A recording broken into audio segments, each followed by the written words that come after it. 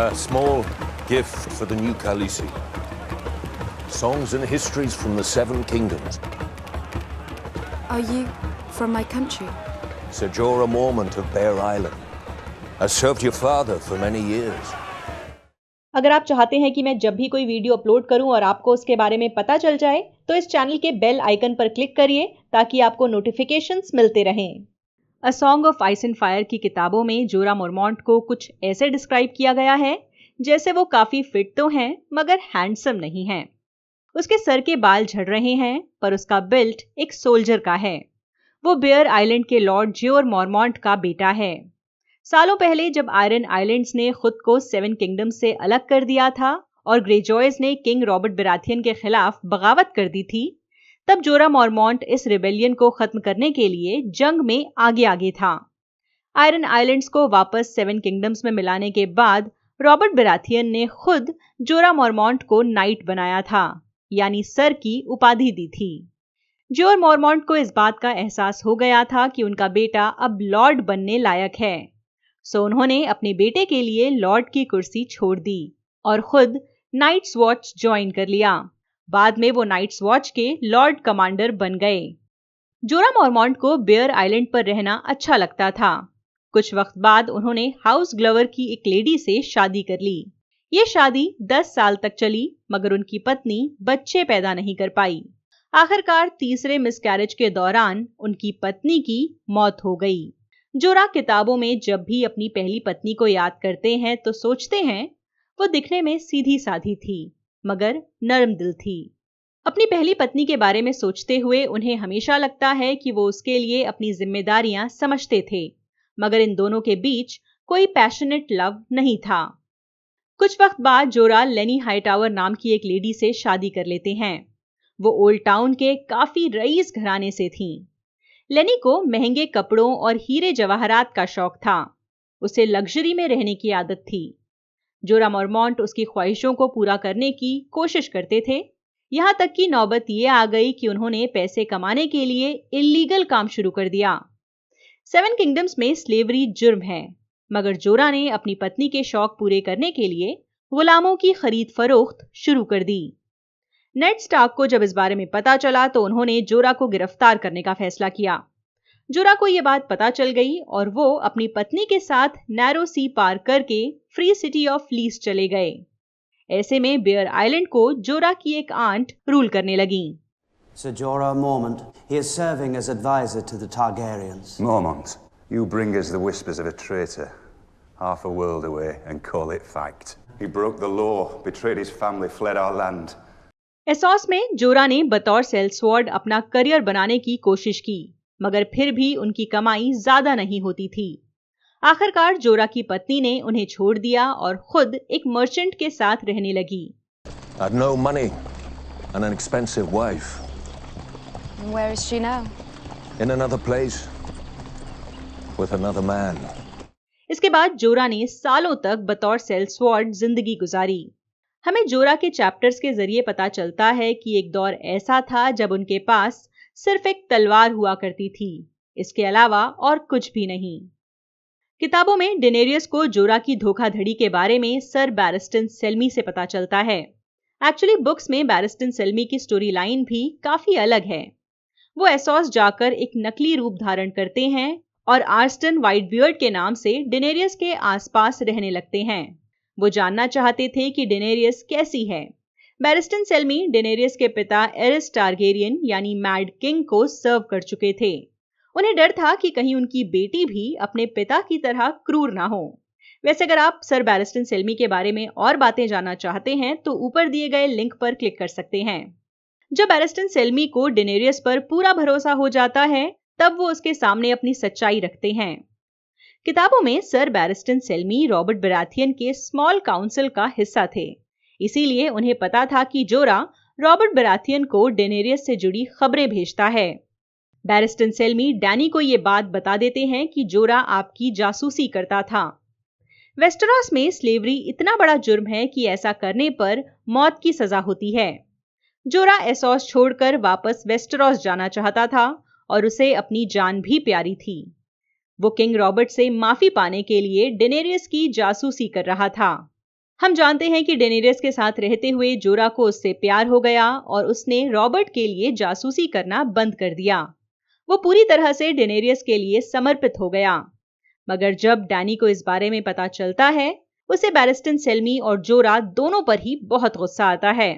हालांकि जोरा माफी मांगता है, उसके आगे गिड़गिड़ाता है, अपने प्यार का इजहार भी करता है, मगर डेनेरियस गुस्से में बैरिस्टन सेल्मी और जोरा दोनों को एक सुसाइड मिशन पर भेज देती है। वो कहती है, मुझे मीरीन पर कब्जा चाहिए। ये दोनों अपनी जान जोखिम में डालकर मीरीन के सीवर के जरिए सिटी के अंदर पहुंचते हैं। वो अपने दिमाग और तलवार दोनों का इस्तेमाल करते हुए मीरीन का झंडा लाकर डेनेरियस के कदमों में रखते हैं। उन्होंने डेनेरियस के लिए इस शहर को फतह कर लिया है। डेनेरियस को ये बात अच्छी भी लगती है और वो साथ साथ उदास भी होती है। वो सर बैरिस्टन सेल्मी को तो माफ कर देती है, मगर जोरा को माफ नहीं कर पाती। आखिरकार वो जोरा पर भरोसा करती थी और ये भरोसा अब टूट गया है। वो कहती है, मेरी नजरों से दूर चले जाओ। अगर मैंने तुम्हें दोबारा कभी भी देखा तो मैं तुम्हें मरवा दूंगी। You have until dusk to collect your things and leave this city. If you're found in Marine past break of day, I'll have your head thrown into Slaver's Bay. यह डारियो नहारिस आगे बढ़कर डेनेरियस से कहता है कि मैं आपके लिए जोरा को मारना चाहता हूं, मगर डेनेरियस उसे मना कर देती है। शो में हमें दिखाया गया कि जोरा को ग्रे स्केल की बीमारी हो जाती है। उस पर स्टोनमैन अटैक करते हैं, मगर बुक्स में ऐसा नहीं होता, बल्कि ये टीरियन था जिस पर स्टोनमैन अटैक करते हैं। उस वक्त टीरियन के साथ जॉन कॉनिंगटन मौजूद थे। ये किताबों का एक ऐसा कैरेक्टर है जिसे हमें शो में दिखाया ही नहीं गया। किताबों में जॉन कॉनिंगटन ग्रे स्केल से इन्फेक्ट होते हैं, ना कि जोरा। जोरा की टीरियन से काफी टाइम बाद मुलाकात होती है। हालांकि किताबों में भी वो टीरियन को किडनैप कर लेता है ताकि डैनी के पास लेकर जा सके। ये लोग एक शिप से जा रहे होते हैं। एक तूफान में इनकी शिप बुरी तरह से डैमेज हो जाती है। इनकी शिप 19 दिन तक पानी में इधर उधर भटकती रहती है। फिर ये शिप युंकई के कुछ स्लेवर्स के हाथ लग जाती है और इसमें मौजूद लोगों को गुलाम बना लिया जाता है। जोरा इतनी आसानी से गुलाम बनने के लिए तैयार नहीं था और इसीलिए यहाँ मौजूद 3 स्लेवर्स को मार डालता है। जोरा की कोशिश के बावजूद वो गिरफ्त में आ जाता है। स्लेवर्स जोरा के साथ काफी बुरा बर्ताव करते हैं। वो उसे बहुत पीटते हैं, उसके चेहरे पर एक टैटू भी बना देते हैं। जोरा की हालत देखकर उसे पहचानना मुश्किल हो जाता है। हालांकि किताबों में जोरा ने टीरियन के साथ काफी खराब बर्ताव किया था, मगर टीरियन को जोरा को इस हाल में देखकर अच्छा नहीं लगता। जोरा को फाइटिंग पिट्स में लड़ने के लिए बेचने की कोशिश होती है, मगर टीरियन ऐसा नहीं होने देता। खुद टीरियन को येजन नाम का एक अमीर शख्स खरीद लेता है। वो गुलामों को अपने एंटरटेनमेंट के लिए खरीदता था। टीरियन उसे कहता है कि जोरा मेरी नाटक मंडली का हिस्सा है। वो येजन से कहता है कि जोरा को भी खरीद लो। सो जोरा को भी टीरियन का स्लेवर खरीद लेता है।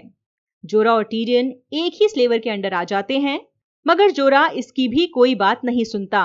इस वजह से उसे अब भी लगातार पीटा जाता है, यहाँ तक कि एक पिंजरे में बंद करके रखा जाता है। जोरा की हालत बहुत बुरी हो जाती है। उसके सारे कपड़े भी ले लिए जाते हैं। वो दिखने में इंसान नहीं लगता। एक वक्त आता है जब जोरा और टीरियन अपने मालिक के साथ डेनेरियस को एंटरटेन करने के लिए मीरीन की तरफ जा रहे होते हैं। टीरियन की नाटक मंडली को डेनेरियस के सामने पेश किया जाना था। प्लानिंग ये थी कि टीरियन और उसके साथ मौजूद दूसरे ड्वार्फ्स को शेरों को खिला दिया जाएगा, जैसे किसी तरह का एंटरटेनमेंट हो। यहाँ जोरा भी मौजूद होता है, मगर उसे ये नहीं पता होता कि डेनेरियस कहीं आसपास ही है। शो में दिखाया गया था कि जोरा मीरीन की फाइटिंग पिट्स में डेनेरियस के सामने अपने स्किल्स दिखाता है और खुद किसी ग्लैडिएटर की तरह उभरता है, मगर किताबों में ऐसा नहीं होता। किताबों में वो डैनी को देख भी नहीं पाता। कुछ वक्त बाद टीरियन और जोरा अपने स्लेवर के चंगुल से निकलकर भागने में कामयाब होते हैं। इसके बाद वो सेकंड सन्स नाम की एक सेल्सवॉर्ड कंपनी को ज्वाइन कर लेते हैं। ये गोल्डन कंपनी या अनसलिट की तरह ही एसोस की एक आर्मी है। खैर, लड़ाकुओं की इस टुकड़ी ने डेनेरियस को धोखा दिया था। जोरा इन्हें फिर से डेनेरियस का साथ देने के लिए कन्विंस करता है। बातचीत हो ही रही होती है और यहाँ पर एक मैसेंजर आ जाता है। वो टीरियन को देखकर पहचान जाता है। ये नहीं कि वो टीरियन है हाउस लैनिस्टर का, बल्कि ये कि ये येजन का भागा हुआ एक गुलाम है। जोरा उस मैसेंजर को मौत के घाट उतार देता है। ज्योर मॉर्मॉन्ट ने मरने से पहले सैमुअल टार्ली से कहा था, मेरे बेटे को कहना नाइट्स वॉच ज्वाइन कर ले, यही मेरी आखिरी इच्छा है। जोरा को अभी तक अपने पिता की मौत के बारे में नहीं पता।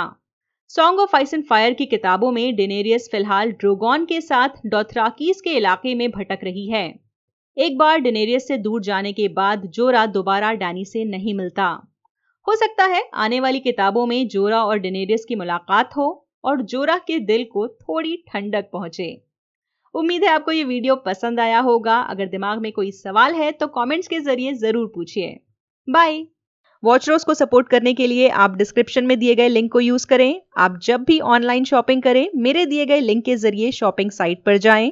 आपको ज्यादा कुछ नहीं करना, बस Amazon की वेबसाइट या ऐप को डायरेक्टली ना खोलें, मेरे दिए गए लिंक के जरिए ओपन करें। इस लिंक के थ्रू आप जब भी शॉपिंग करेंगे तो उससे मुझे कमीशन मिलेगा। आपके सपोर्ट से मैं अपने चैनल के लिए फुल टाइम काम कर सकूंगी और दूसरा काम नहीं करना पड़ेगा, जिसका मतलब यह हुआ ज्यादा वीडियोस। एक मिनट, अब भी कहाँ जा रहे हैं? अब इस वीडियो को लाइक करना है, अपने दोस्तों के साथ शेयर करना है और अपने विचार शेयर करते रहना है। और हाँ, सबसे इंपॉर्टेंट बात, ख्याल रखिए, घर पर रहिए, ज्यादा बाहर निकलने की जरूरत नहीं है। एक्चुअली बिल्कुल भी बाहर निकलने की जरूरत नहीं है।